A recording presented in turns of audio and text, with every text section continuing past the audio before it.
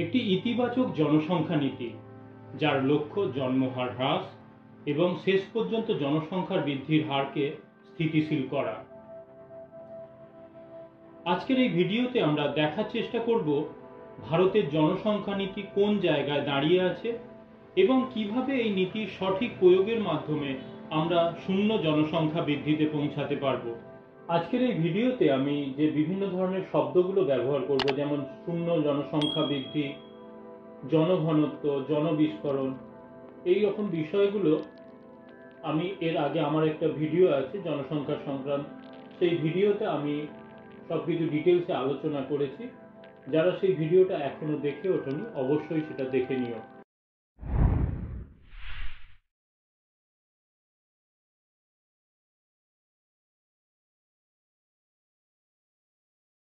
ভারত পৃথিবীর দ্বিতীয় জনবহুল দেশ। 10ই জুলাই 2021 পর্যন্ত ভারতের জনসংখ্যা 139,38,27,579 জন। 2011 সালে ভারতের জনসংখ্যা ছিল 121 কোটি এবং 2001 সালে ভারতের জনসংখ্যা ছিল 102 কোটি।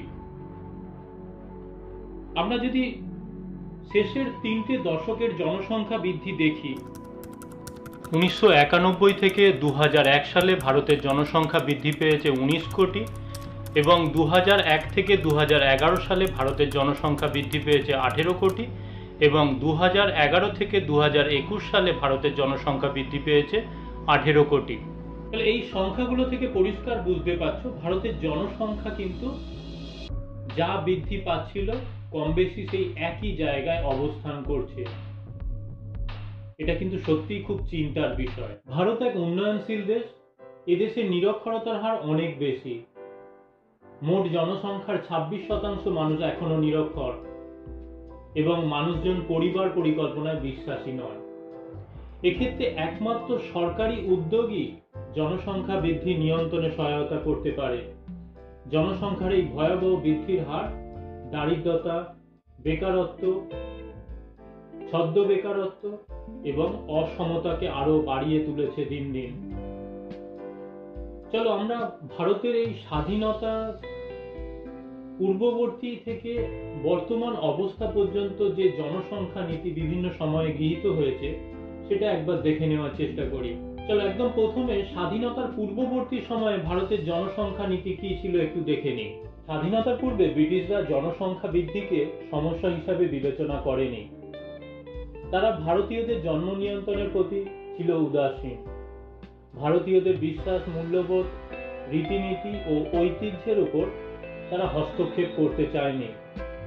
তাই এই সময়কালকে আমরা উদাসীনতার পিরিয়ড বলতে পারি। চলো এরপরে আমরা স্বাধীনতা পরবর্তী 1947 থেকে 51 সময়কালে আমরা জনসংখ্যা নীতি আমাদের কি ছিল একটু দেখে নেওয়ার চেষ্টা করব। দেখো এই সময়টা হচ্ছে আমাদের ভারতে যে পঞ্চবার্ষিকী পরিকল্পনা চালু হয় তার ঠিক আগের সময়কাল। ভারত সরকার এই সময়ে শুধুমাত্র ব্যস্ত ছিল জনগণের পুনর্বাসন, রাজ্য পুনর্গঠন প্রভৃতি এই ধরনের বিভিন্ন কাজে তারা ব্যস্ত ছিল, যার ফলে এই সময়ে জনসংখ্যা নীতি নিয়ন্ত্রণ করা বা জনসংখ্যা নীতি নিয়ে ভাবনা চিন্তা করার মতো ভারত সরকারের কোনো সময় ছিল না। চলো এরপরে আমরা 1951 থেকে 61 সালে জনসংখ্যা নীতি কি ছিল একটু দেখে নেওয়ার চেষ্টা করব। ভারতে যে পরিকল্পনা কাল শুরু হয় তার প্রথম এক দশক, অর্থাৎ আমরা এই 1951 থেকে 61 যে সময়কাল, এই সময়ে দেখা গেল কি 1952 সালে প্রথম ভারতে পরিবার পরিকল্পনা কর্মসূচি চালু করা হলো। এর জন্য প্রথম পরিকল্পনায় আমাদের 65 লক্ষ টাকা এবং দ্বিতীয় পরিকল্পনা কালে আমাদের 5 কোটি টাকা বরাদ্দ করা হয় এই জনসংখ্যা নিয়ন্ত্রণের উপর। পৃথিবীর যে বিভিন্ন উন্নয়নশীল দেশগুলো আছে তার মধ্যে ভারত হচ্ছে প্রথম যারা এই জনসংখ্যা নিয়ন্ত্রণের ব্যাপারে প্রথম চিন্তা ভাবনা শুরু করে। ভাবতে পারছো 1952 সালে ভারত প্রথম কিন্তু আমাদের যে উন্নয়নশীল দেশগুলো আছে তার মধ্যে প্রথম এই পরিবার পরিকল্পনা কর্মসূচির উপর জোর দিয়েছিল বা চালু করেছিল। কিন্তু দুঃখের কথা হলো সেই পরিবার পরিকল্পনা কর্মসূচি আজ 2021-এও ফলপ্রসূ হয়নি। চলো এরপরে আমরা 4 নম্বর ফেজে চলে যাই, যেখানে জনসংখ্যা নিয়ন্ত্রণ নীতি গৃহীত হয়েছিল সেই সময়কাল, অর্থাৎ 1961 থেকে 2000 সালের সময়কালকে আমরা ধরে নিচ্ছি। এই সময়কালে আমরা পরিবার পরিকল্পনা নিয়ন্ত্রণে বা আমাদের জনসংখ্যা নিয়ন্ত্রণে বিভিন্ন ধরনের নীতি গ্রহণ করা হয়। তার মধ্যে 1977 সালে আমাদের এই পরিবার পরিকল্পনা কর্মসূচির নামকরণ পরিবর্তন করে পরিবার কল্যাণ কর্মসূচি নামকরণ করা হয়। এই সময়কালে মেয়েদের বিয়ের বয়স নিয়ে চিন্তা ভাবনা করা হয়, কিভাবে আমরা আমাদের মানুষজনকে উৎসাহিত করতে পারবো যে দুজন পরিবার পিছু দুজন সন্তান সন্ততি নিতে হবে, বা অতিরিক্ত সন্তান সন্ততি নিলে তার কি কুপ্রভাব পড়বে, এই সংক্রান্ত বিভিন্ন ধরনের একটা আলোচনা পর্যালোচনা প্রভৃতি চলতে থাকে। এবং অবশেষে আমরা দেখতে পাচ্ছি 2000 সালে আমাদের জনসংখ্যা নীতি বাস্তবায়ন ঘটে। প্রথমত আমাদের 14 বছর বয়স পর্যন্ত অবৈতনিক শিক্ষা ব্যবস্থা চালু করার কথা বলা হয়, অর্থাৎ শিক্ষা ব্যবস্থার উপর জোর দেওয়া হয়, শিক্ষার উপর জোর দেওয়া হয়, যাতে করে ছেলে বা মেয়ে উভয়ই যখন শিক্ষিত হবে তখন কিন্তু তারা এই পরিবার পরিকল্পনা সম্পর্কে তাদের ধ্যান ধারণা তৈরি হবে, তারা জনসংখ্যা বৃদ্ধির ফলে কি প্রভাব পড়তে পারে সেই সম্পর্কে তারা ধ্যান ধারণা তাদের মধ্যে তৈরি হবে।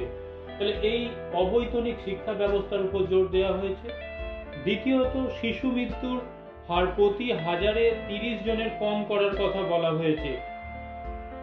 এটা তোমরা প্রত্যেকেই জানো। মূলত যদি আমরা গ্রাম্য জীবনে দেখি, গ্রাম্য সমাজ ব্যবস্থায় আমরা দেখার চেষ্টা করি, সেখানে দেখবে যে একটা সময় ছিল যখন কিন্তু এই মানে শিশু মৃত্যু বা এই মৃত্যু হার এতই বেশি ছিল যে আমরা ভয় পেতাম যে আমাদের যদি একজন সন্তান সে মারা যায় তাহলে পরে কি হবে আমাদের। এই জায়গাটা থেকে সিকিউর করার জন্য তখন কি হতো না, আমাদের যারা পূর্বপুরুষ আছে তারা কি করতো না, একের অধিক 2 জন 3 জন 4 জন 5 জন করে সন্তান সন্ততি তাদের পরিবারে তারা নিয়ে নিত। এর ফলে কি হতো, আমাদের জনসংখ্যার উপর একটা প্রবল চাপ কিন্তু তৈরি হতে লাগলো। সেই জন্য সরকার থেকে জনসংখ্যা নীতি থেকে যে নিয়মটা করা হলো যে আমরা যদি এই শিশু মৃত্যুর হারটাকে কমাতে পারি তাহলে কিন্তু মানুষজনের মধ্যে একটা সচেতনতা তৈরি হবে, হ্যাঁ আমার তো 1 জন বা 2 জন সন্তান, তারা তো প্রত্যেকেই জীবিত থাকছে, সুতরাং আমরা আর অতিরিক্ত সন্তান সন্ততি নেব কেন। তো সেই জায়গাটার উপর আলোকপাত করা হলো। এরপরে 3 নম্বর যেটা করা হলো সার্বিক টিকাকরণের ব্যবস্থা। পোলিও বা আরো যে অন্যান্য ক্ষেত্রে আমাদের টিকাকরণ, এটা আমাদের গোটা দেশব্যাপী টিকাকরণের ব্যবস্থা করা হলো, যাতে করে এই যে বিভিন্ন ধরনের যে রোগগুলো আমাদের সন্তান সন্ততির উপর তৈরি হচ্ছিল সেই রোগগুলো যাতে সমূলে বিনষ্ট করা সম্ভব করা হয় সেদিকে আলোকপাত করা হলো। এরপরে 4 নম্বর মেয়েদের বিবাহের বয়সের উপর জোর দেওয়া হলো। তারা আগে যে বয়সে তাদের অল্প বয়সে বা একদম বাল্যকালে যে বিয়ে দেওয়ার ব্যবস্থা ছিল এগুলোকে রোধ করার ব্যবস্থা করা হলো। তার পাশাপাশি মেয়েদের বিয়ের বয়স 18 বছরে বেঁধে দেওয়া হলো, বা ছেলেদের ক্ষেত্রে 21 বছর করা হলো। এর পাশাপাশি আমরা দেখতে পাচ্ছি এখানে মাতৃত্বজনিত যে মৃত্যুর হার সেই হ্রাস করার উপরও জোর দেওয়া হয়েছে, অর্থাৎ মায়েরা যখন সন্তান প্রসবকালীন অবস্থায় মারা যায় যাতে সেই ব্যাপারটা না মারা যায় তার উপর জোর দেওয়া হয়েছে। তাদের শিক্ষিত করার উপর জোর দেওয়া হয়েছে, কারণ তারা যখন তারা এই যে মাতৃত্বকালীন অবস্থায় কি কি ধরনের ওষুধ খাবে বা কি ধরনের খাদ্যাভ্যাস তৈরি করবে এগুলো তারা নিজেরা সচেতন হয়ে করতে পারবে। তার পাশাপাশি তারা তাদের যে ছেলে মেয়েদের মানুষ করছে তারা যদি শিক্ষিত হয় তাহলে তারা কিন্তু তাদের ছেলে মেয়েদের মধ্যে একটা সচেতনতা বোধ তৈরি করতে পারবে, তাদের মধ্যে আরো আধুনিক চিন্তা ভাবনার প্রভাব কিন্তু আনতে পারবে। তো সেটা কিন্তু মেয়েদের শিক্ষা ব্যবস্থা যত উন্নত হবে, যে দেশে তোমরা দেখবে আমাদের যে দেশগুলোর ক্ষেত্রে এই শিক্ষা ব্যবস্থা এই লেভেলে আছে, মেয়েদের শিক্ষা ব্যবস্থা যখন 90 থেকে 95 বা 100%-এ পৌঁছাচ্ছে তখন বুঝতে পারবে সেই সমাজ ব্যবস্থা কিন্তু অবশ্যই উন্নত হবে, উন্নত থেকে উন্নততর হবে। সেই জায়গাটার উপর জোর দেওয়ার কথা বলা হয়েছে। চলো এবারে আমরা পরিবার পরিকল্পনার বর্তমান অবস্থা নিয়ে আলোচনা করব। দেখো, ভারতের সার্বিকভাবে বলা যায় পরিবার পরিকল্পনা নীতি ব্যর্থ হয়েছে। এর জন্য কি সরকারি উদাসীনতাই দায়ী, নাকি কেন এই নীতিটা ব্যর্থ হলো কেন? এখানে চীন দেখতে পাচ্ছি তারা তাদের ওই সময় থেকে জনসংখ্যা নিয়ন্ত্রণ শুরু করে আজকে তারা কিন্তু একটা স্টেবল জায়গায় পৌঁছে গেছে। সেখানে আমরা 2011 সালে দেখেছিলাম তাদের জনসংখ্যা বৃদ্ধি 0.6%, আমাদের যেখানে ছিল 1.76%। তো সেই জায়গায় তারা কি করলো আর আমরাই বা কি করলাম না, যার জন্য আজকে এই জায়গা তৈরি হলো। ভারত এই জায়গাটা তৈরি করতে পারলো না কেন?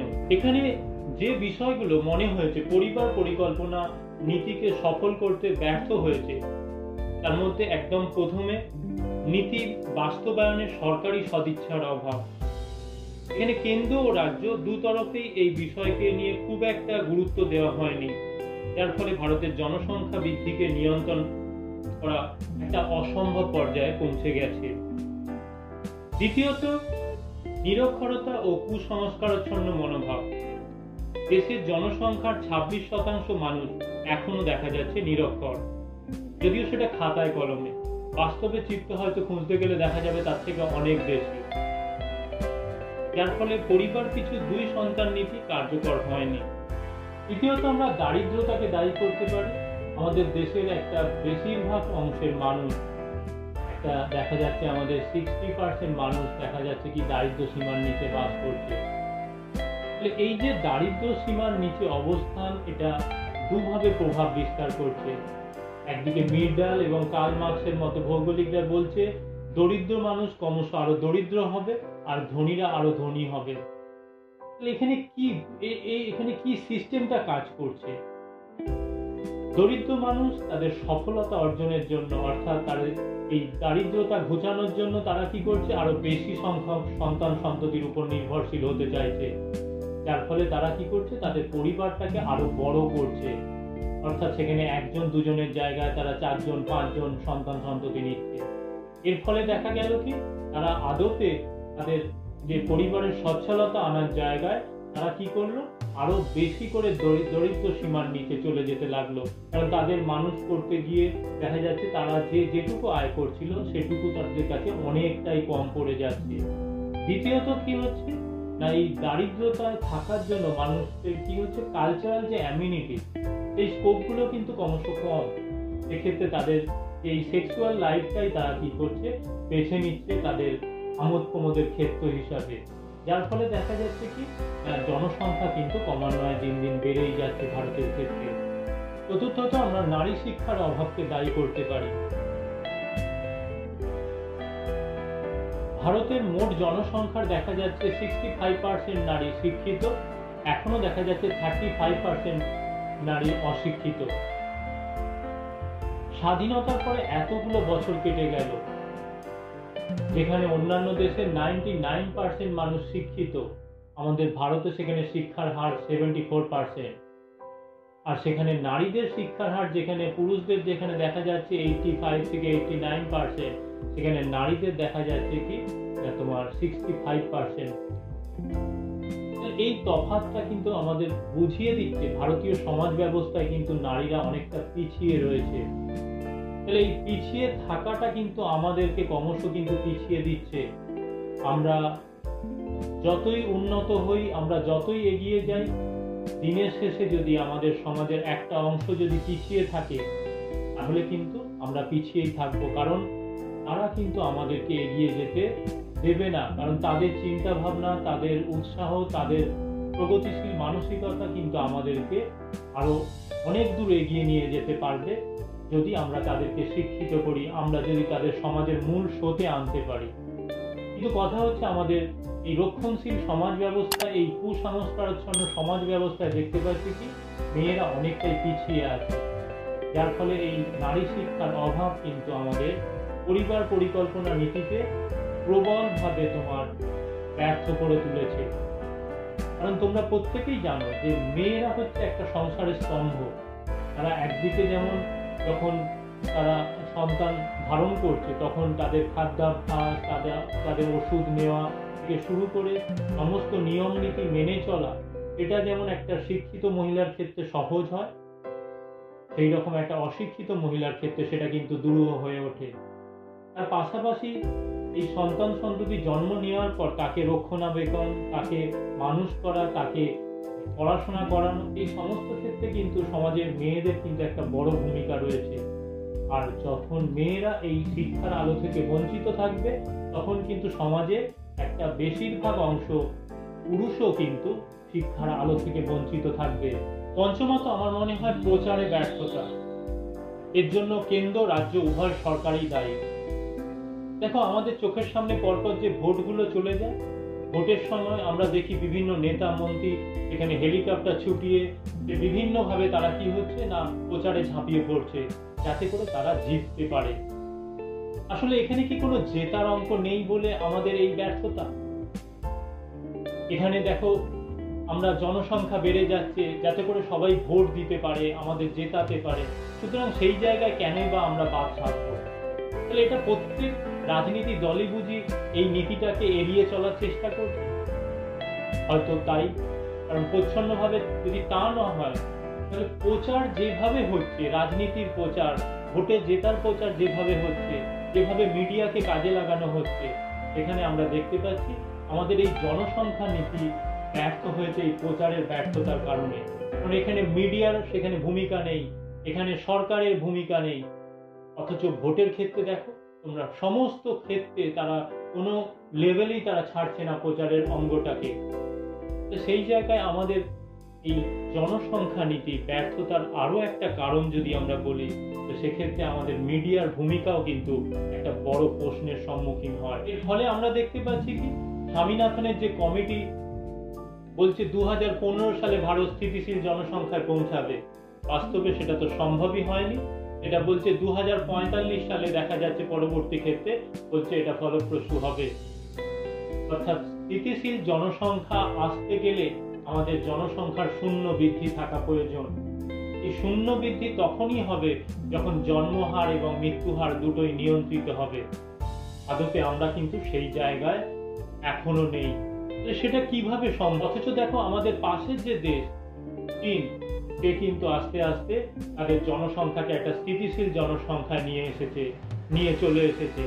আমরা 2011 সালে দেখেছিলাম ভারতের যেখানে জনসংখ্যা বৃদ্ধি 1.76% প্রতি বছরে, এখানে চীনের 0.6%। 2021-এ তারা অনেকটাই কন্ট্রোলে নিয়ে চলে এসেছে, আর ভারত সেখানে কিন্তু সেই আগের জায়গাতেই ধরে রেখেছে। আমাদের পাশের দেশ চীন পারলো, আমরা পারলাম না। আমরা কেন পারলাম না তার আলোচনা তো আমি বিস্তারিত করলাম, কিন্তু কথা হচ্ছে ইউনাইটেড নেশনের যে রিপোর্ট বলছে আর কিছু কালের মধ্যেই ভারত হয়তো প্রথম স্থানের শিরোপাটা নেবে। অর্থাৎ জনসংখ্যাগত দিক থেকে ভারত পৃথিবীতে প্রথম স্থান অধিকার করবে। এই মুকুটটা আমাদের কাছে খুব একটা গর্বের নয়। এই মুকুটটা একইভাবে আমাদের বেকারত্বকে আরো বেকারত্বের দিকে ঠেলে দেবে। এখানে আমাদের বাসস্থান, পানীয় জল, স্বাস্থ্য সমস্ত কিছু ভেঙে চুরমার হয়ে যাবে, যার ফলে আমাদের এই যে জনবিস্ফোরণ অবস্থা চলছে, আরো সেখানে বিস্ফোরণের পর বিস্ফোরণ তৈরি হবে, যেখানে আমরা ক্রমশ দারিদ্র সীমার নিচে আরো ক্রমশ অতল গহ্বরে চলে যাব। সেখানে মারিয়ানা খাতও আমাদের কাছে মনে হবে খুব ক্ষুদ্র একটা জায়গা। তাহলে এখন কি করণীয় আমাদের? প্রথমত দেখো, জনসংখ্যা নিয়ন্ত্রণ বিলটাকে সঠিকভাবে কেন্দ্র রাজ্যের যৌথ উদ্যোগে কঠোরভাবে প্রয়োগ করতে হবে। এখানে 2019-এ যে বিলটার কথা বলা হয়েছে, সেই বিলটার বাস্তবায়ন ঘটানো, 2000 সালে যে নীতি আমরা নিয়েছি তার বাস্তবায়ন ঘটানো। দ্বিতীয়ত কি, পরিবার পিছু যে এক সন্তান বা দুই সন্তান নীতিকে একদম সঠিকভাবে, যদি এক সন্তান হয় এক সন্তান নীতি, আর যদি দুই সন্তান নীতি হয় দুই সন্তান নীতিকে কঠোরভাবে প্রয়োগ করতে হবে। সেখানে একের জায়গায় দুজন হলে বা দুইয়ের জায়গায় তিনজন হলে যেন একটা শাস্তিমূলক ব্যবস্থা থাকে। এক্ষেত্রে আমরা কেরালা, উড়িষ্যা, উত্তরপ্রদেশ বা অসমের মতো রাজ্যে দেখতে পাচ্ছি এই জনসংখ্যা নীতি নিয়ে তারা রীতিমতো কঠোর অবস্থানে যেতে চলেছে বা যাচ্ছে বা চলে গেছে। তারা বলছে এই যে দুই সন্তান যদি তাদের নীতিতে থাকে, এই দুই সন্তানের বেশি জন হলে সেই নির্দিষ্ট পরিবার কিন্তু সরকারি সুযোগ সুবিধা থেকে বঞ্চিত হবে। সেখানে তাদের শিক্ষা ক্ষেত্রে যে ছাড়ের ব্যাপারগুলো, সেই ছাড়গুলো দেওয়া হবে না। স্বাস্থ্য ক্ষেত্রে তাদের ফ্রিতে সুযোগ সুবিধা দেওয়া হবে না। নিখরচায় তাদের যে পড়াশোনার সেই ব্যবস্থাটা বন্ধ হয়ে যাবে। এই ব্যবস্থাগুলো কিন্তু কঠোরভাবে নিতে হবে। এক্ষেত্রে সরকারকে সদিচ্ছা দেখিয়ে এই ব্যবস্থাগুলো যদি কঠোর হাতে নিতে পারে, তবেই কিন্তু এই ব্যবস্থাটা ফলপ্রসূ হবে, নচেত নয়। চীনে যেখানে আমরা দেখতে পেয়েছি যে পরিবার প্রতি এক সন্তানের যে নীতি যখন নেওয়া হয়েছিল, তখন দেখা গিয়েছিল অনেকেই হই হই করে উঠেছিল, কিন্তু চীনা সরকার দেখা গেল কি না, সেখানে একের অধিক সন্তান হলে প্রথম ক্ষেত্রে বলেছিল তাদেরকে মেরে ফেলা হবে, অনেক ক্ষেত্রে মেরেও ফেলা হয়েছিল। পরবর্তী ক্ষেত্রে আমরা দেখেছিলাম কি না, তাদেরকে সরকারি কোনো সুযোগ সুবিধা দেওয়া হবে না, অর্থাৎ হিসাব মতো সরকার তাকে পঙ্গু হিসাবে তাকে খরচার খাতায় ফেলে দিল। তাহলে সেই জায়গায় যদি ভারত সরকার কঠোরভাবে সেই নীতি প্রণয়ন করে, তাহলে দেখা যাবে কিছুকাল পরে সেই নীতি কিন্তু বাস্তবায়িত হতে বাধ্য। যেটা চীনের ক্ষেত্রে আমরা আজকে দেখতে পাচ্ছি 2021-এ, এটা ভারতের ক্ষেত্রে হয়তো আগামী দিনে আমরা যেটা 2045-এ আশা করছি একটা স্টেবল কন্ডিশনে চলে আসবে জনসংখ্যা, আমরা সেটা আশা করতে পারি। তাহলে এখানেই আমি ভিডিওটা শেষ করছি। প্রত্যেকে ভালো থাকবেন। জয় হিন্দ, বন্দে মাতরম।